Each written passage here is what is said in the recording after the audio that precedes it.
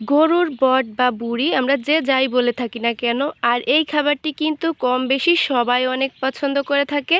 আসসালামু আলাইকুম everyone, welcome back to my kitchen. কেমন আছেন সবাই? আশা করছি আল্লাহর রহমতে অনেক ভালো আছেন।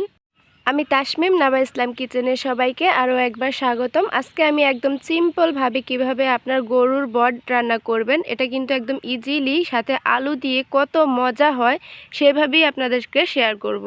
তো ভিডিওটি না টেনে সম্পূর্ণ দেখার অনুরোধ রইল, তাহলে কিন্তু একদম সুন্দরভাবে আপনারা বুঝতে পারবেন। তো প্রথমেই আমি চলে এসেছি কিচেনে। আমি একটা কড়াইতে নিয়ে নিয়েছি।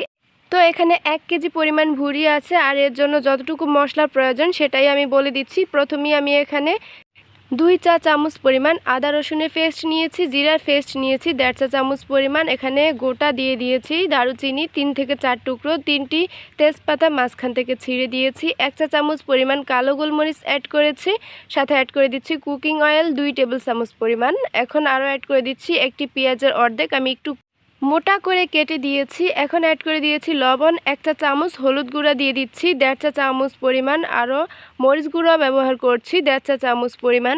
আপনারা কিন্তু অবশ্যই আপনাদের পরিমাণ অনুযায়ী এই ইনগ্রেডিয়েন্টসগুলো অ্যাড করবেন। এই সবগুলো উপকরণ কিন্তু আমি পরেও আবার ব্যবহার করব, তো সেক্ষেত্রে আপনারা কিন্তু একটু বুঝে শুনে দিবেন। এখানে যা প্রয়োজন ছিল তার থেকে আমি কিছু কম করে দিয়েছি, যেহেতু আমি এটা পরে আবার অ্যাড করব সেজন্য।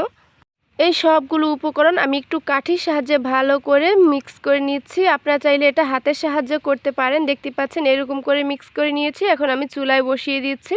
তো মোটামুটি আমি 1 মিনিটের মতো জাল করার পর এখন দেখতে পাচ্ছেন পানি ছেড়ে দিয়েছে। এখানে কিন্তু এখন কোনো রকম পানি ইউজ করা যাবে না। আপনারা যদি আগে পরে রান্না করে থাকেন তাহলে কিন্তু বুঝতে পারবেন এখানে কিন্তু প্রচুর পরিমাণে পানি উঠবে। তো ঢেকে দিয়ে আমি আরও 5 মিনিটের মতো রান্না করে নিয়েছি। এখন দেখতে পাচ্ছেন প্রচুর পানি উঠে গেছে। আমি কিন্তু এখানে একটুও পানি ইউজ করিনি, আবারও ঢেকে দিয়েছি। তো প্রায় আমি অফ ক্যামেরায় প্রায় আরও 10 মিনিটের মতো রান্না করে নিয়েছিলাম। প্রায় টোটালি আমি 20 মিনিট রান্না করার পর এখন আমি কুচনো আলু দিয়ে দিচ্ছি। দেখতেই পাচ্ছেন আমি স্কোয়ার করে কেটে নিয়েছি এরকম ছোট ছোট করে।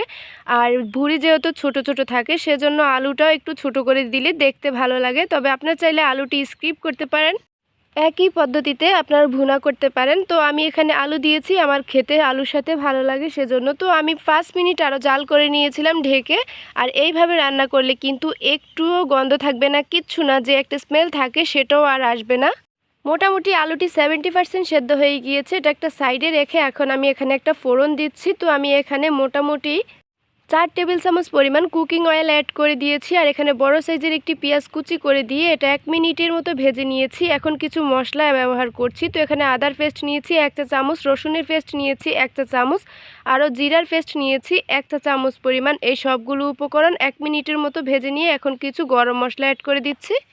এই গরম মশলার মাঝে আছে দারুচিনি, এলাচ, লবঙ্গ, কালো গোলমরিচ এবং সাথে আছে জায়ফল, জয়িত্রী গুঁড়ো। তো এগুলো দিয়ে আমি ভালো করে মিক্স করে নিয়েছি। মোটামুটি 1 মিনিটের মতো ভেজে নেওয়ার পর এখন আবারও কিছু শুকনো উপকরণ অ্যাড করে দিচ্ছি। 1/2 চা চামচ লবণ দিয়েছি, 1/2 চা চামচ হলুদ গুঁড়া আর 1/2 চা চামচ মরিচ গুঁড়া দিয়ে এখন এটা একটু ভেজে নিয়েছি।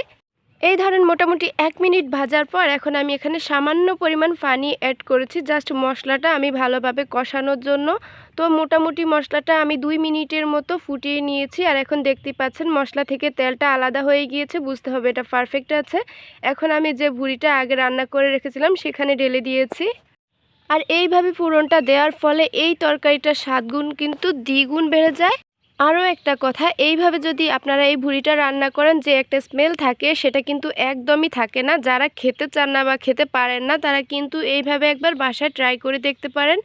এখন এই মশলাটা দিয়ে আরও 2 মিনিট মতো নেড়ে ছেড়ে নিয়েছি। এখন আমি 1/2 কাপ পরিমাণ পানি অ্যাড করে দিয়েছি। এই পানিটা দেওয়ার কারণ হচ্ছে যে মশলাটা আমি তেলে ভিজে এখানে অ্যাড করেছি সেটা কিন্তু ভালোভাবে সেট করার জন্যই কিন্তু এই পানিটা দেওয়া। আর এই পানিটা দিয়ে আমি জাল করে আরও 10 মিনিটের মতো মিডিয়াম আছে এই পানিটা সম্পূর্ণ শুকিয়ে নিব।